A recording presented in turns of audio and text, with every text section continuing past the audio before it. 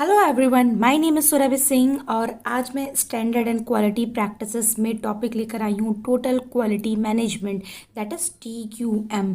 बहुत important topic है, बहुत अच्छे क्वेश्चंस भी पूछे गए हैं इससे। तो चलिए शुरू करते हैं। अगर मैं बात करती हूँ टोटल क्वालिटी मैनेजमेंट की, तो टोटल क्वालिटी मैनेजमेंट क्या है? अगर हम टोटल क्वालिटी मैनेजमेंट की बात करते हैं तो किसी ऑर्गेनाइजेशन में क्वालिटी को मेंटेन करने के लिए, क्वालिटी को मैनेज करने के लिए हमें एक कल्चर की ज़रूरत होती है, एक एटमॉस्फेयर की ज़रूरत होती है जहाँ पर हमारा टोटल क्वालिटी जो है वो मेंटेन हो सके। तो इसलिए हम टोटल क्वालिटी मैनेजमेंट को यूज़ करते हैं। जो सबसे ज़्यादा अगर आप बात करो कि क्वालिटी कैसे मैनेज होगी, क्वालिटी को कैसे मेंटेन रखेंगे, तो उसके लिए सबसे इम्पॉर्टेंट आता है टॉप मैनेजमेंट का डायरेक्ट इन्वॉल्वमेंट। बहुत ही इम्पॉर्टेंट वर्ड है, इस चीज़ को ध्यान से समझिए कि जैसे सपोज़ करो आप एप्पल की बात कर रहे हैं और सैमसंग की बात कर रहे हैं और सोनी की बात कर रहे हैं। तो एप्पल मोबाइल अगर बहुत अच्छी फंक्शनिंग है उसकी उसकी quality wise no doubt costly है, बट हम उसके बारे में बाद में बात करेंगे। अगर हम क्वालिटी की बात करते हैं तो हम ज़्यादा ट्रस्ट करते हैं एप्पल जैसे मोबाइल पर। तो उसका रीज़न क्या है, उसको कैसे मैनेज किया गया है, क्या क्या मैनेजमेंट टेक्निक अपनाई गई हैं, तो उस टाइप से चीज़ें हम बेसिकली इस वीडियो में हम जानेंगे। तो टोटल क्वालिटी मैनेजमेंट का जो सबसे इम्पॉर्टेंट क्राइटेरिया होता है that is direct involvement of top management.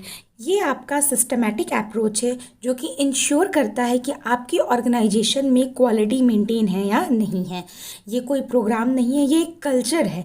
अगर आप अपनी ऑर्गेनाइजेशन में प्रॉपर कल्चर ही मेंटेन करके रखते हैं कि आपका क्वालिटी मेंटेन रहे, जैसे मैं एग्जांपल के तौर पे बताती हूँ।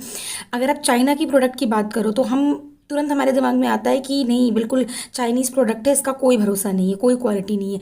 लेकिन अगर आप कोई जापानीज़ कंपनी की बात करो या जापानीज़ प्रोडक्ट की बात करते हो लाइक सोनी वगैरह, तो आपके दिमाग में एक ट्रस्ट आता है क्योंकि उनका वर्क एनवायरनमेंट ही एक उनके कल्चर में है कि हमें कम प्रोडक्ट प्रोड्यूस करने हैं बट क्वालिटी प्रोडक्ट प्रोड्यूस करने हैं। क्वालिटी उनके लिए टॉप प्रायोरिटीज़ है। तो इसी तरीके से अगर हम बात करें टोटल क्वालिटी मैनेजमेंट की, तो ये एक कल्चर है ना कि प्रोग्राम। और इसका बेसिक जो एजेंडा होता है वो होता है कस्टमर सेटिस्फैक्शन। ठीक है, ये एक मेथड नहीं, ये एक अप्रोच होता है। मैंने यहाँ पर सिर्फ इंपॉर्टेंट पॉइंट लिखे हैं जिससे प्रीलिम्स के क्वेश्चंस बन सकते हैं। बात करती हूँ टोटल क्वालिटी मैनेजमेंट, तो अभी आया। इसके पहले क्या अप्रोच था? इसके पहले था ट्रेडिशनल मेथड। ट्रेडिशनल मेथड में क्या होता था कि जब आप कोई प्रोडक्ट लॉन्च करके मार्केट में पब्लिश कर देते थे, मार्केट में वो यूज़ करने हो जाने वाला होता था, उसके बाद हम उसके डिफेक्ट को डिटेक्ट करते थे। अगर इसका एग्जांपल लें तो इसका सबसे बड़ा एग्जांपल BSNL है। पहले अगर आज से 10 साल पहले की बात की जाए 2003 या 4 में, तो BSNL के अलावा और कोई कंपनी इतनी अच्छी नहीं थी, रिलायबल नहीं थी जिस पे भरोसा किया जा सके। और BSNL का एटीट्यूड ऐसा था कि BSNL का एक सिम लेने के लिए आपको 50 लोगों की लाइन में लगना पड़ता था। और अगर हम BSNL के सिम की या BSNL के लैंडलाइन फ़ोन की भी हम बात करते हैं तो उनका एटीट्यूड क्या था? अगर आपका फ़ोन ख़राब हो गया है तो 15 दिन बाद आप कोई भी BSNL के यहाँ से मैकेनिक आता था आपके फ़ोन को बदलने के लिए या तार पर चढ़कर देखने के लिए। तो जो उनका एटीट्यूड था, टेक इट और लीव इट था। अगर आपको सिम लेना है तो लीजिए, नहीं लेना है तो मत लीजिए, हम प्रचार करने नहीं जाएंगे, आप हमारे यहाँ आकर लाइन लगाएंगे। तो इस टाइप का एटीट्यूड था। अगर आपको वो सर्विस में नहीं भी देते थे तो भी उनका कोई फ़र्क नहीं पड़ता था। तो ये इनका कस्टमर ओरिएंटेड नहीं था, ये इनका शॉर्ट टर्म प्रॉफिट ओरिएंटेड था, जो आपका ट्रेडिशनल मेथड था। It is based on the post production defect detection and philosophy. जबकि अगर हम अभी के टोटल क्वालिटी मैनेजमेंट की बात करते हैं तो ये हमारा करंटली कस्टमर को क्या रिक्वायरमेंट है, बेसिकली कस्टमर सेटिस्फैक्शन पे बेस्ड होता है। अगर हम इसको, जो ट्रेडिशनल मेथड था, इसको हम स्मॉल क्यू से रिप्रेजेंट करते हैं। Small Q approaches to quality focus on segregating the best from the worst rather than eliminating the defect. तो इस टाइप का ट्रेडिशनल मेथड पहले फॉलो किया गया था। जबकि जब हम अगर हम अभी टोटल क्वालिटी मैनेजमेंट की बात करते हैं तो हम इसको कैपिटल क्यू से शो करते हैं। The Q approach to quality focus on the closest to total quality management. इसका मतलब है कि आज वो कस्टमर सेटिस्फैक्शन पर टोटल क्वालिटी मैनेजमेंट आपका काम करता है। जैसा कि यहाँ पे दिख रहे हैं, focus on customer, strong customer satisfaction orientation. Small Q था वो आपका कंट्रोलिंग पर बेस्ड था। कंट्रोलिंग पर मतलब है कि कंट्रोलिंग और maintaining a certain level of performance. जबकि जो TQM अप्रोच है, यानी कैपिटल क्यू TQM अप्रोच है, ये आपका इम्प्रूवमेंट पे बिलीव करता है। Improvement means achieving a higher level of performance. Next slide पे बढ़ते हैं।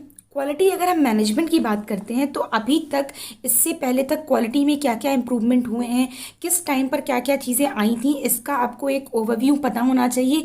क्वेश्चन में आ सकता है कि पहले टगुची मेथड आया था या पहले सिक्स सिग्मा आया था। तो 1930 में आपका इंस्पेक्शन हुआ था। उसके बाद से जो फर्स्ट टाइम क्वालिटी की बात की थी दैट इज़ 1940।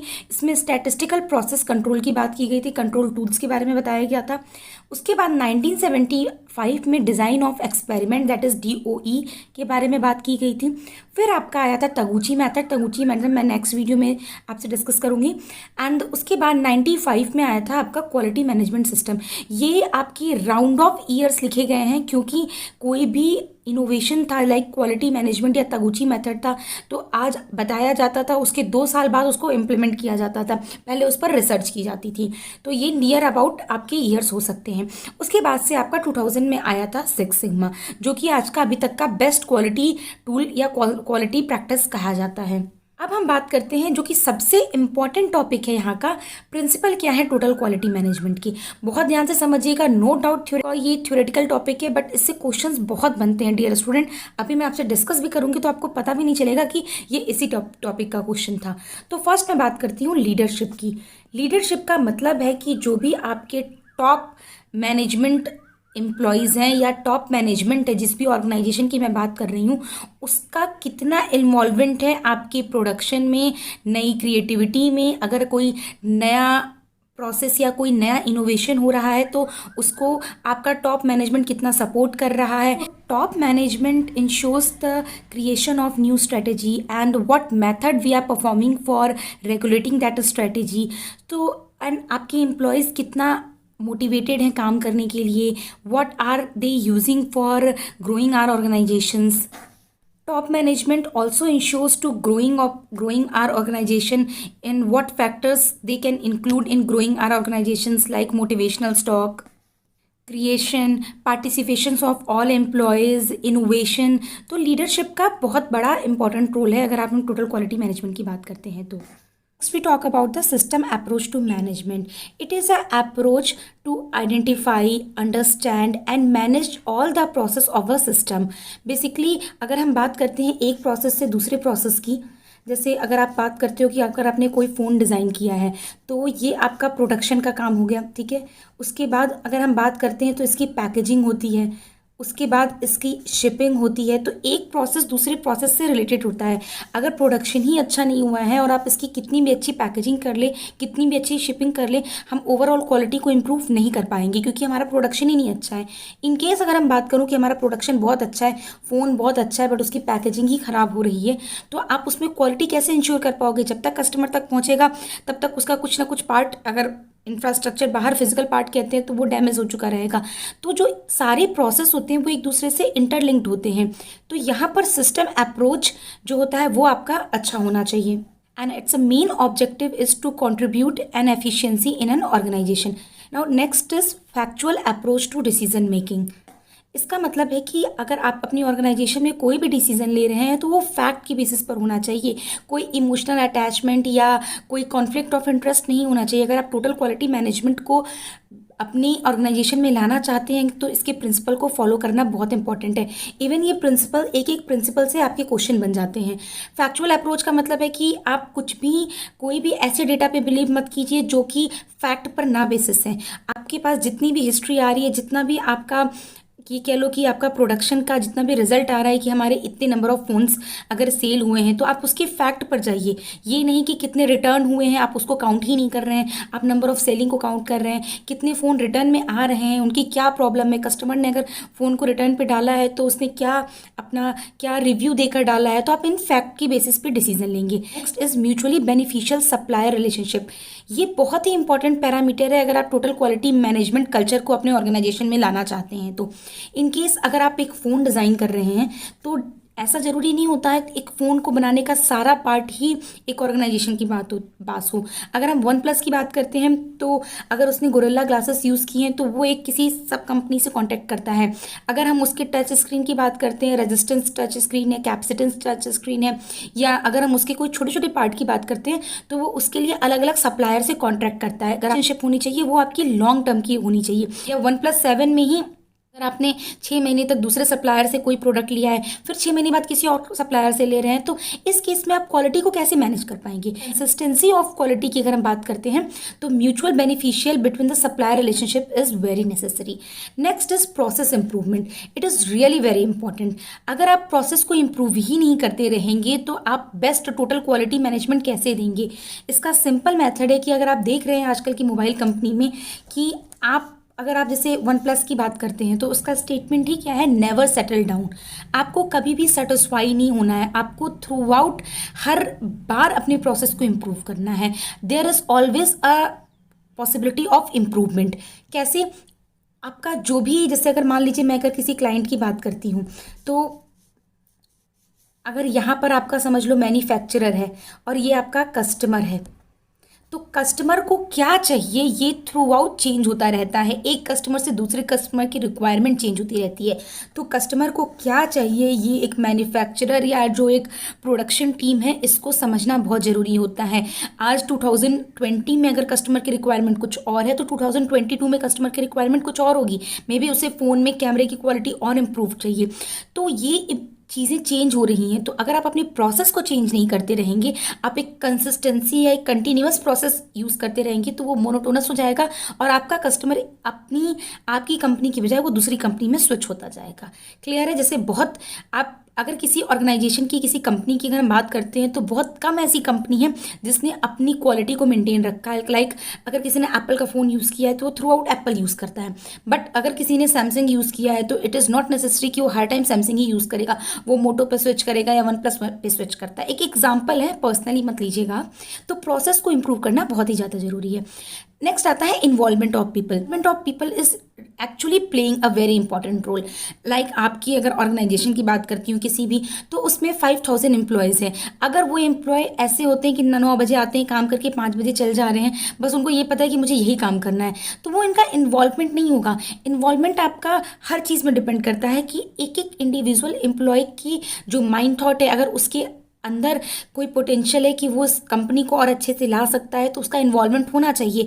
टॉप मैनेजमेंट को सपोर्टिंग होना चाहिए कि उस स्टूडेंट उस एम्प्लॉय का पूरा इन्वॉल्वमेंट है कि नहीं है, उसका 100% एफर्ट होना चाहिए कंपनी की ग्रोथ में। उसके बाद आता है कस्टमर फोकस्ड ऑर्गेनाइजेशन। कस्टमर की बात करते हैं तो कस्टमर आपके दो टाइप के होते हैं, इंटरनल कस्टमर, एक्सटर्नल कस्टमर।